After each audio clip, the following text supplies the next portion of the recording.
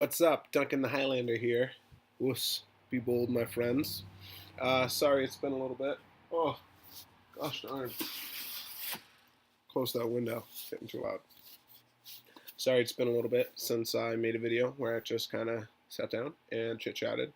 Um, so, I'm planning on hopefully having another MMA fight September 29th. And so yeah, if you guys are excited about that, please leave your comments down below if you guys have any questions about that or anything like that. But since then, I've been planning. I've been doing a lot more grappling. I had a kickboxing fight, as most of you guys know, against Face Sensei recently. That was my kickboxing debut, and the idea of that was to have a fight where I could throw more combos and not have to worry about being wrestled or being taken down as much. Since then, I've spent a lot of time focusing on my grappling. I've been going to a jiu-jitsu school that really focuses and just specializes in jiu-jitsu that has two Brazilian jiu-jitsu black belts there, and I've been training under them and just kind of focusing on jiu-jitsu, getting in that BJJ grind essentially almost every day, and on the weekends doing sorry, just playing with my hands, I guess. And on the weekends, I've been doing a lot of sparring. I've also been just now in the last couple weeks, I've started wrestling more, which just means that I started wrestling at all. I had no wrestling before this, and really in the last couple weeks, I've probably wrestled 4 or 5 times. But that's still more and more getting more wrestling in and enjoying that. There's a lot of stuff in wrestling that just sounds silly, but I just didn't know because I didn't have any wrestling in college. I didn't wrestle in high school, never went to college. So I had no wrestling all my life. So really, I'm just starting off, and I'm lucky enough to wrestle with some of the people from the USM wrestling program. And I'm lucky enough that this year, in the last couple years, this has been some of the most successful years that they had.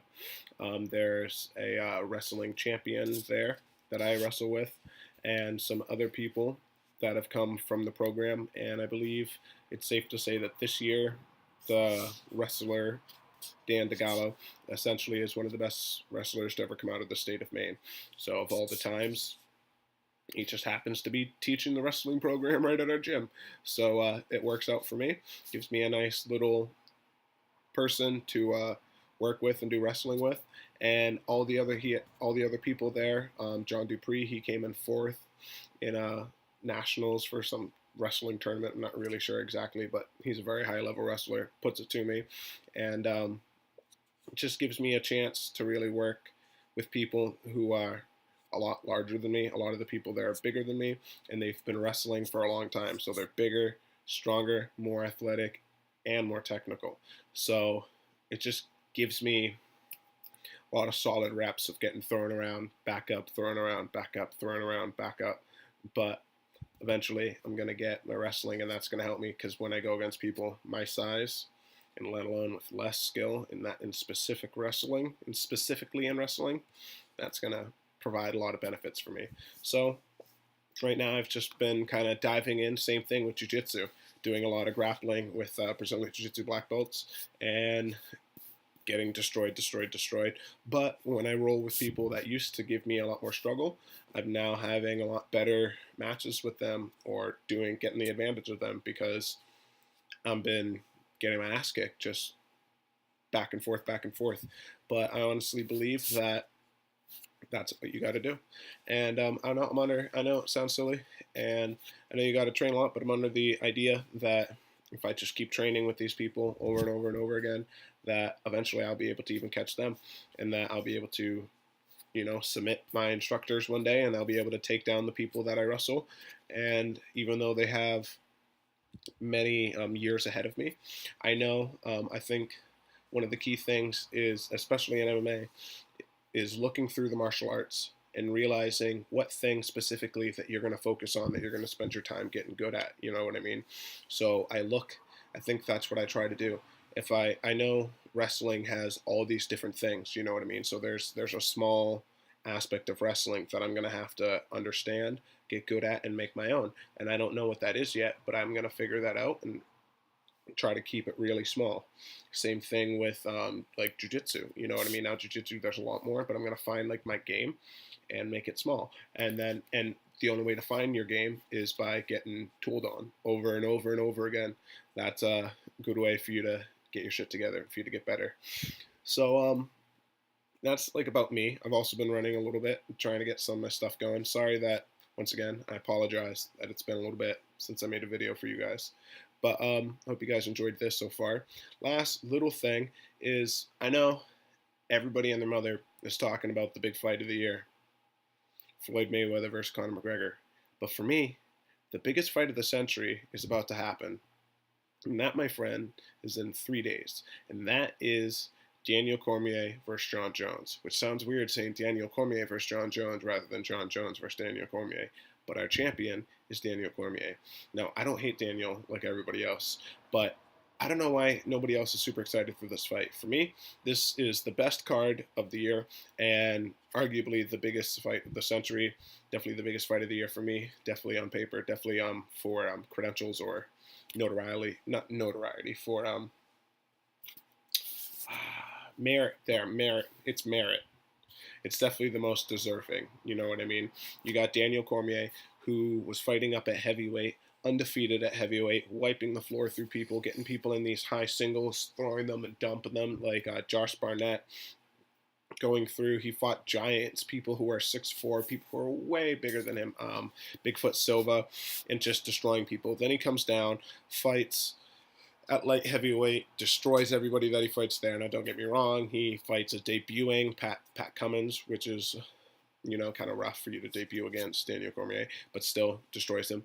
And he fights an old aging Dan Henderson, but Dan Henderson almost put the brakes to Michael Bisping right after that. So fairly good on Dan Henderson. But yeah, obviously Daniel Cormier was able to mop him, but he was also there's a large size advantage through them. You could see like they're both two high class wrestlers, but we're just talking about a wrestler who's also like wrestling later, you know what I mean? So he's, not only are they both Olympic wrestlers, but Daniel Cormier showed the new age of Olympic wrestling, which is still not the current age, but the new age for Dan Henderson. And on top of that, he was younger, larger, and more athletically gifted. Then, of course, there's Jon Jones. Jon Jones essentially is also undefeated. The only person he has a loss in his record to is a deaf man, and he was beating him in this fight and just destroying him with 12 o'clock elbows. The last fight was close. A lot of people seem to think that Jon Jones wiped the floor with him. I don't know if I feel that way. I feel like that was a really close fight, but obviously Jon Jones had some really unique things, double wrist locks and such. I just thought that was a great fight, and I'm so excited for this fight coming up here.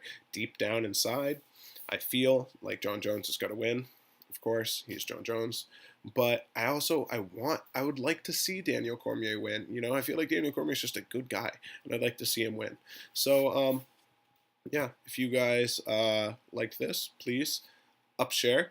And of course, get at me on Patreon, because I still have no Patreons. Get at me on GoFundMe. I've had one help on GoFundMe, and now I'm having a fight here, and I'm hoping to start including a little more things. There's probably going to be less videos of me sparring for a little bit, because I'm going to be fighting soon, so you don't want to be putting that stuff out there. But I will be trying to post some videos, maybe some light stuff, and if I can, try to get some tutorials coming out here soon. I'm either going to try to snag a better phone that has a camera, or see if I can get a camera from someone, because I'm still struggling. That's why I haven't really been making any tutorials yet, because I want to get a good camera before I do that. So, peace out, guys. If you guys like this, share, comment, and why don't you guys leave a comment down below telling me who you guys think is going to win, DC or Jon Jones, and why. And of course, leave me any questions if you guys have about things. I saw somebody asked about the rubber guard. I would love to make a video about the rubber guard. I'm not the best at the rubber guard. I try it. There's some things that I can talk about, but I wouldn't be comfortable saying I'm really that good at explaining the rubber guard, you know what I mean? So I want to make this accurate, and I want to make this honest. I don't want to overstep my boundaries in any way, but I have no problem explaining what I know about things and explaining my ideas and my opinions on things. So yeah, hope you guys like this. Peace. Oh. Be bold.